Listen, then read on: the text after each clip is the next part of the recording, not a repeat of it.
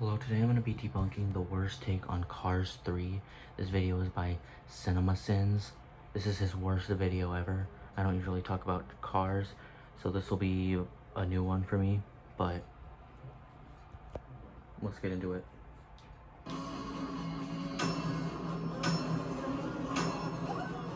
"45 seconds of logos." Okay, here we go. Focus. Speed. I am speed. Movie echoes back to the first film's opening because it doesn't have anything original to say. Also, narration. What's wrong with narration? There are a lot of kids' movies. 1 winner, 42 losers. This is the same opening as the first movie, minus the Sheryl Crow. No, it's not. That ain't racing. For each area of this film that used unreleased posthumous audio for this character, each of Paul Newman's salad dressings receives 1 cent. Putting your movie title on a jumbotron is cute, but Kiss Cam still plays better with crowds of all sports. While I realize that it's pointless to start arguing yet again how the hell works in this world of talking cars, if one car pulls in between 2 cars like this, it's pretty much gonna them up, right? I mean, this is their physical body, their skin, essentially.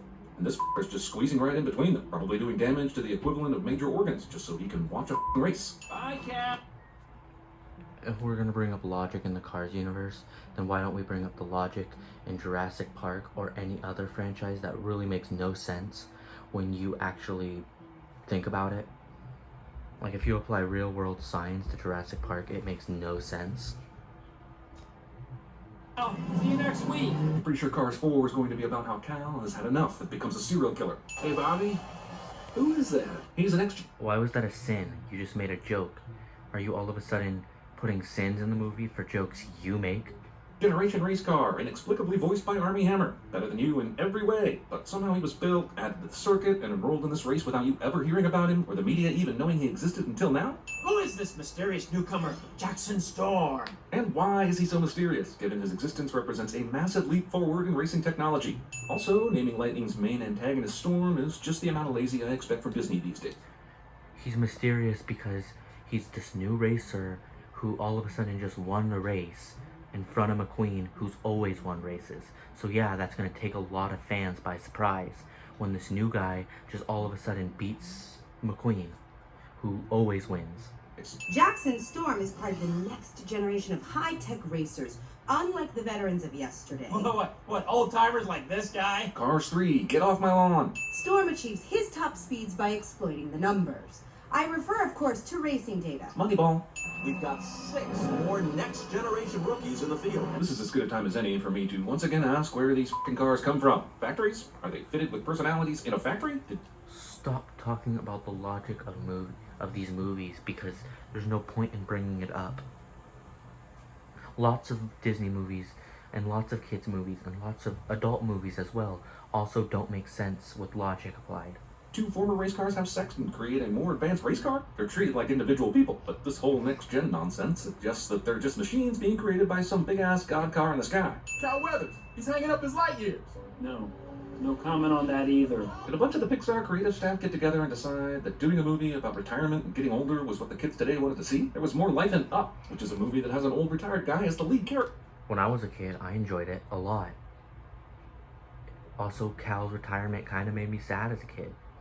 Thankfully, when Doc died, it was discovered his will specified that any of the townsfolk could enter his garage and watch his old racing films for inspiration. Your history moved right on to the next rookie standing in line. Movie pads out its runtime, which is already too long, with archival footage of the Paul Newman character. Just waiting for a CGI Grand Moff Tarkin to pop up randomly. Been thinking about Doc again? Why? Because I'm sad? I don't know if I'm correct about this, but I'm pretty sure they used a sound-alike. Correct me if I'm wrong.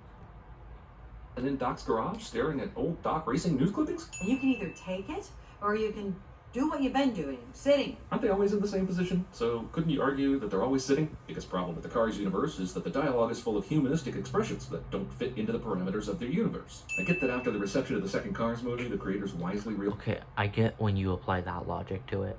realized that less Mater is better. However, couldn't they have tried no Mater? If I'm gonna be faster than Storm, I like Mater. I don't understand the hate towards Mater. need to train like him. Now you need to be rebuilt to have 2% lower drag coefficient and 1.2% higher top speed. He's literally better than you in every way. And you already used that turn right to go left thing in the first movie, so you cannot win. It's impossible. McQueen, you can't race in Primer, man. Come on, let's go. That's primest. You're taking far away from Instead of Life is a Highway by Rascal Flatts, this movie's driving montage gives us this. Knoxville? Really? You couldn't just drive through regular old real-ass Knoxville on your way from Colorado to Florida? This is the most unnecessary fictional name since Mr. Donkey Penis.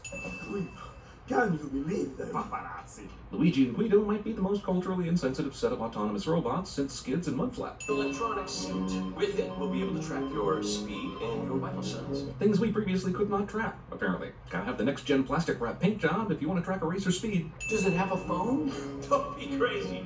Race cars don't have phones. I mean, but they do, right? Basically, they have radios to their pit crew. Don't dismiss phone just because it doesn't literally cover all the car's audio capabilities. Lightning McQueen, I'd like to introduce you to the multi-million-dollar flagship of interactive race simulation. Multi-million? How much could Rusty's have been worth? You can use anything negative. A lot. It's a racing corporation.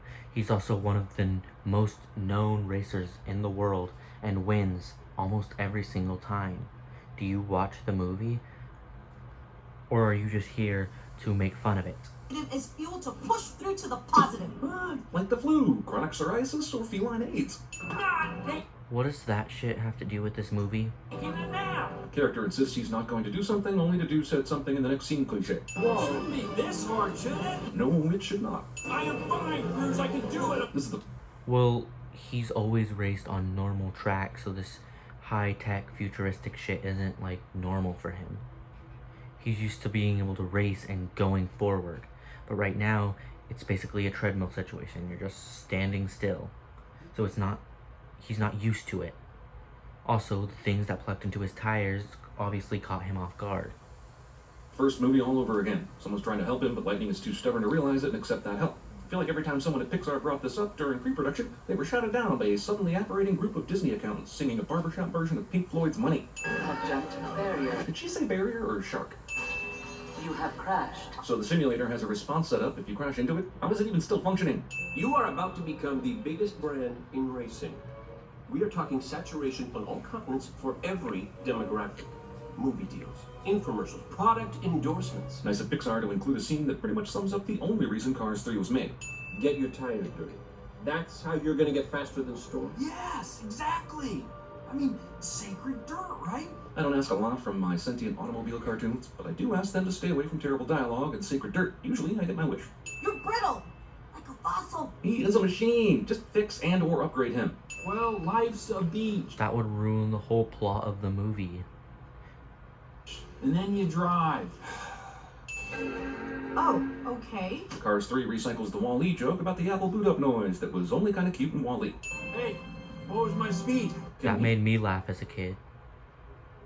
Can you not see the speedometer because his eyes are in front of the dash in the windshield? Can't really think of a reason why a car, sentient or not, would ever need to ask this question to someone else. Is this movie about training Cruz or McQueen?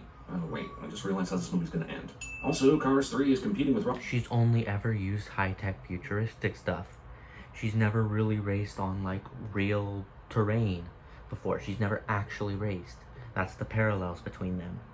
He's not used to the high-tech futuristic stuff, and she's not used to the real stuff. Rocky 4 for being over 60% montages. How'd I do? You topped out at 198. 198? That's it? Still slower than Storm. Well, I'm no racing expert, and much has been made about the power of dirt on the tires, but maybe you should speed check yourself on asphalt instead of sand. Surface does make a difference, you know. Hey, how am I gonna get faster if I don't... Might be the first ever instance of the street sign ex machina sin. That's what I need, to race against actual racers. You need 10 to 15 more miles per hour speed. You are not going to get it through motivation. I mean, you probably will eventually because this movie hates me, but you should not get it through motivation. This entire movie is happening when they could have just given him an... What does that even mean? There are tons of people who push themselves to their best limits just by motivation alone. It helps them get to their best. new engine or some f***ing NOS. You, sir, are officially incognito. Unless it rains or the mud flies off while he's racing, but semantics. Did he say crazy 8?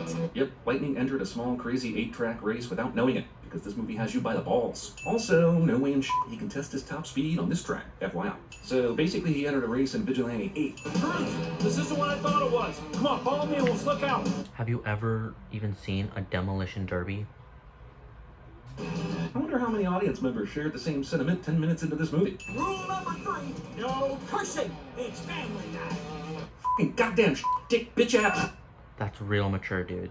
Really mature. Look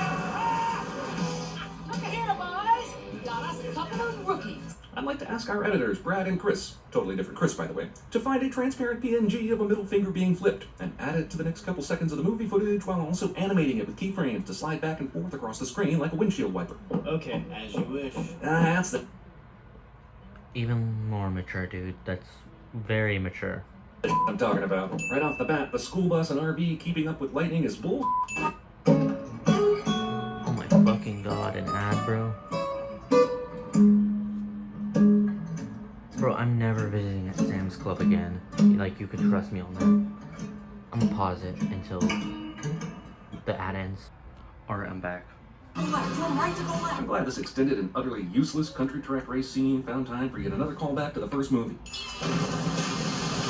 Okay, it's not rain, but I was still right. Also, other than weight, why would a former water truck have water in its tank? The school bus doesn't have kids in it. The RV doesn't have Robin Williams in it. This should actually be against the rules. Whatever. We need lightning to be exposed, so what shall be, shall be. Every mile of this trip was to get me faster than Jackson Storm. I can't get any faster because I'm too busy taking care of my trainer. But you chose all the destinations, bro. From the beach to the country dirt track race. Bitching out crews is just more selfish behavior, which has become the norm for you. God, Lightning McQueen may be the biggest dick of a protagonist in the history of film. I wanted to become a racer forever because of you. Because of him? Really? He's a selfish dickhead. You want a lot, sure, but this is... She's talking about the celebrity version of him. You can't lie and say that you've never looked up to a celebrity because of what was portrayed on screen. He was an inspiration to her. like wanting to become an NFL player because of Tom Brady. I used to watch you on TV, flying through the air. Was he on pole vaulting with the car stars? Why would he be flying through the air during a car race? Dream small. They're talking about the first movie when he jumped off of the other car and was flying through the air with his tongue out. Cruise. That's what my family used to say. Dream small or not at all. Cruz's family is addicted to Cruz. I just left. It was my one shot, and I didn't take it. Well, something tells me this bag of cliches movie will give you that chance to race you thought was gone forever. Genius. Well, hey there, buddy. Lightning needs 10 to 15 more miles per hour to win this race, so naturally he calls Mater for moral support. That's just it, Mater. I don't know. I feel like I'm all out of ideas. Pixar's new slogan. You know what I do?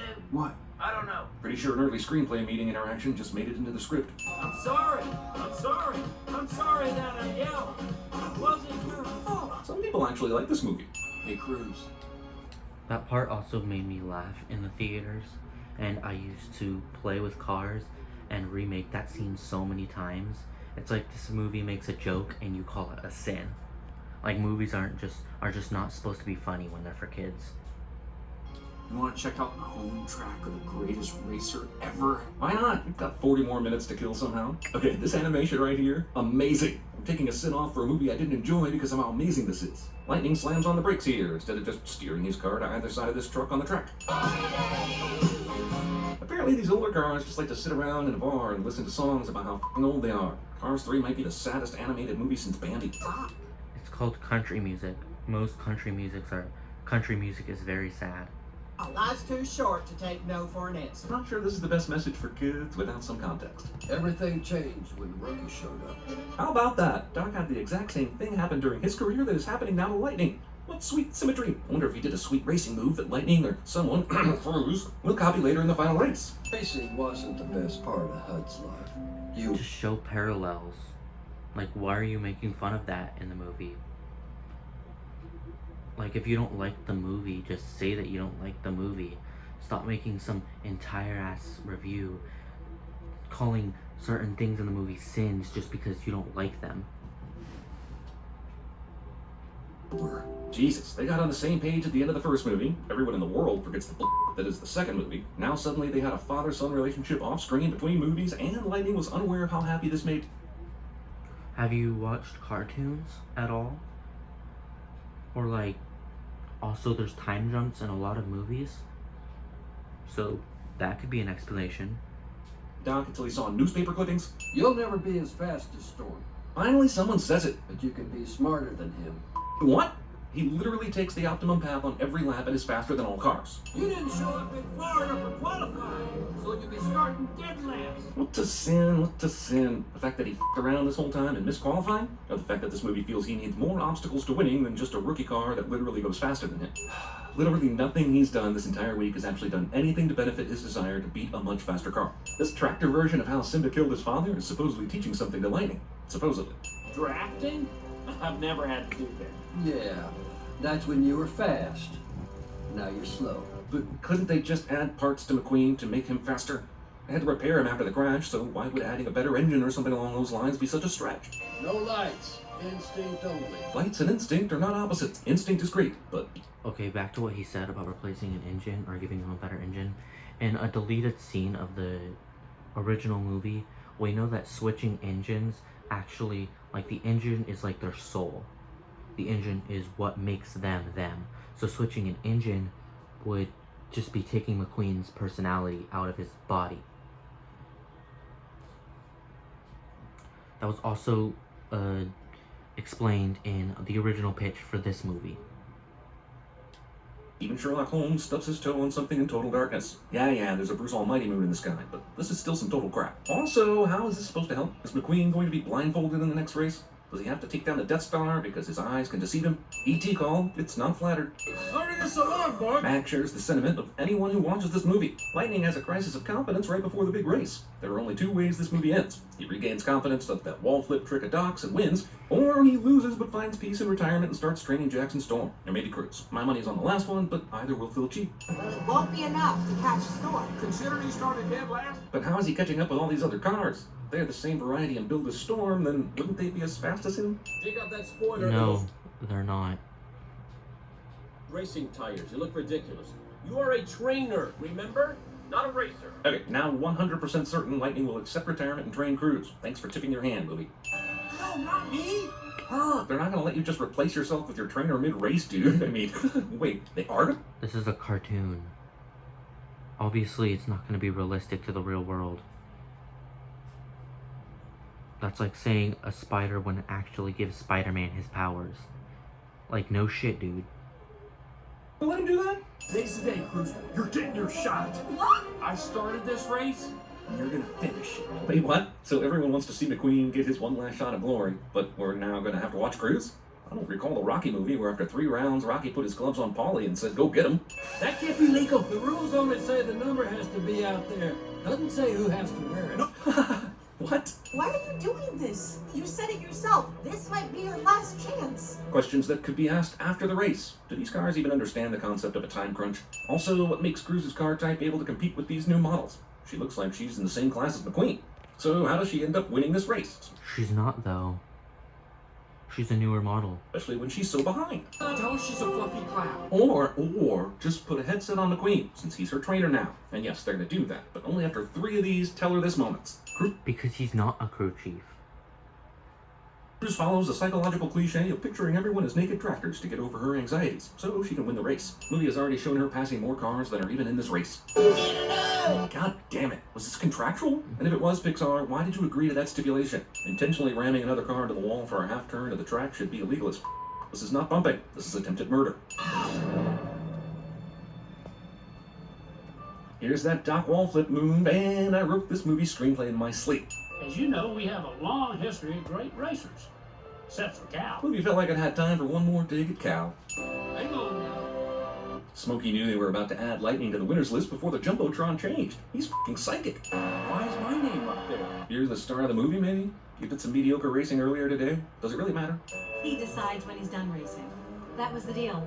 Hi. Oh yeah, Sally. She was his girlfriend up until this movie. But I guess they had an amicable breakup and remained friends? This movie treats Sally like any random Radiator Springs resident. Poor... That's not what happened at all. They wanted to focus on McQueen in this movie. They realized that's what people like about the Cars movie, is McQueen and racing. That's what the whole movie is for. That's why Cars 2 failed, because they were experimenting by having it with Mater. So when that failed, they just wanted to put it on McQueen, who was the star of the first movie. They didn't want to take any chances. Bonnie Hunt. I'm actually more worried about what Tex is gonna say, considering the, bought Rusty's. Thanks, Tex. Well, glad that was wrapped up so neatly. Now on to Cars 4, The Revenge of Cal.